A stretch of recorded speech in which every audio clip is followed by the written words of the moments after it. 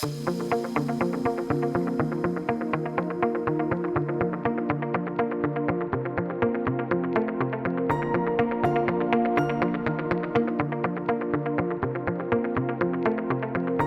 and welcome to session 5. We're looking at spiritual strength as we take time in this series to explore what the inner life of a believer is like. It's like the soil that the seed gets planted in. You know, Isaiah 40 verse 31 says this, "But those who hope in the Lord will renew their strength.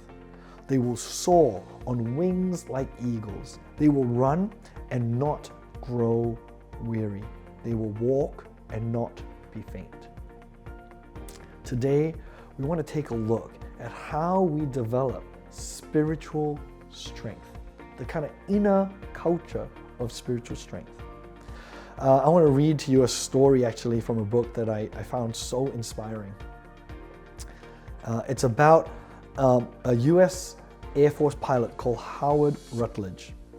He was shot down over North Vietnam during the early stages of the war, and he spent several years in the hands of his captors as a prisoner before being released at the end of the war.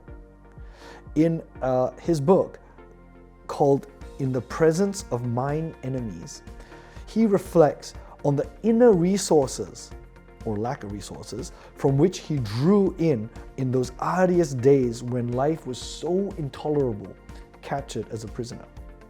During those longer periods of enforced reflection, it became so much easier to separate the important from the trivial, the worthwhile from the waste. For example, he was saying that in the past, he usually worked or played hard on Sundays and didn't really have time for church. And so when it was time to go to church, he would say, "Oh, you know what? I've got other things to do." But when he was in prison as a prisoner of war, he found that suddenly his heart was gravitating towards the deeper spiritual things. And then he says in his words, "My hunger for spiritual food soon outdid my hunger for a steak. And now I wanted to know about that part of me that would never die.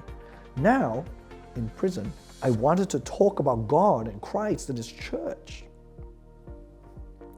And in solitary confinement, where there was no pastor, no Sunday school, no Bible, no hymn book, no community of believers to guide and sustain me, I discovered that I had completely neglected the spiritual dimension of my life.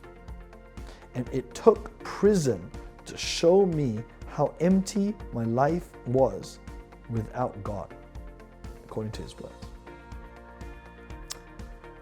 You know, a day will come, maybe not when we go to prison or whatever, but a day will come when we will need our spiritual strength, because life is long and life is hard. There will come a time when we will want to know that our spiritual strength is there. You know, there's a great deal of things that can actually go in our day that distracts us on the surface, and we go from thing to thing in life without actually paying enough priority or attention to the development of our spiritual intimacy with God and our spiritual strength.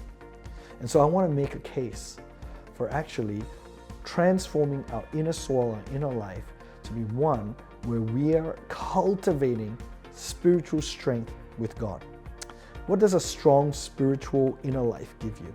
Well, if you cultivate it well, you will learn to enjoy the eternal and the infinite perspective on reality.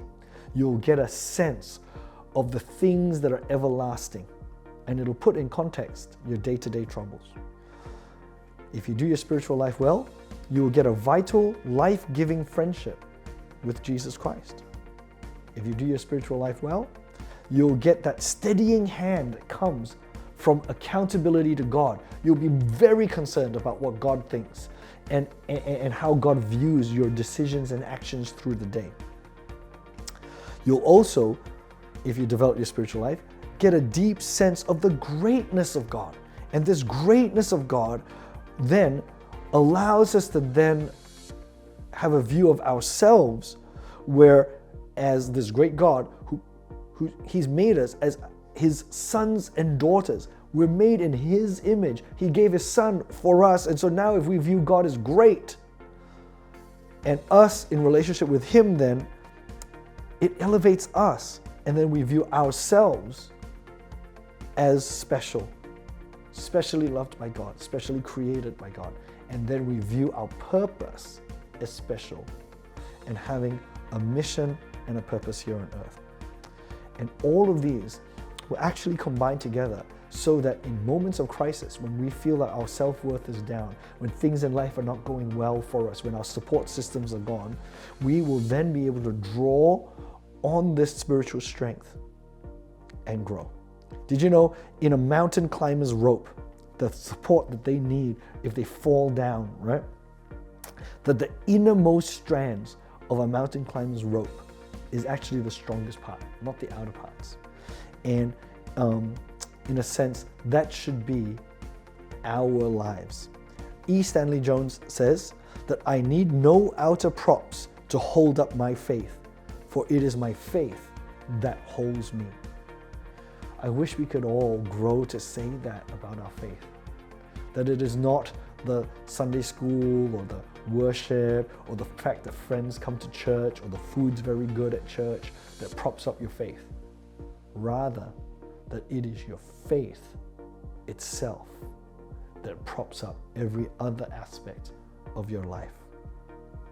Let's take some time and discuss things like silence, solitude, listening to God, reflection, meditation, prayer, journaling to develop our spiritual strength in today's session.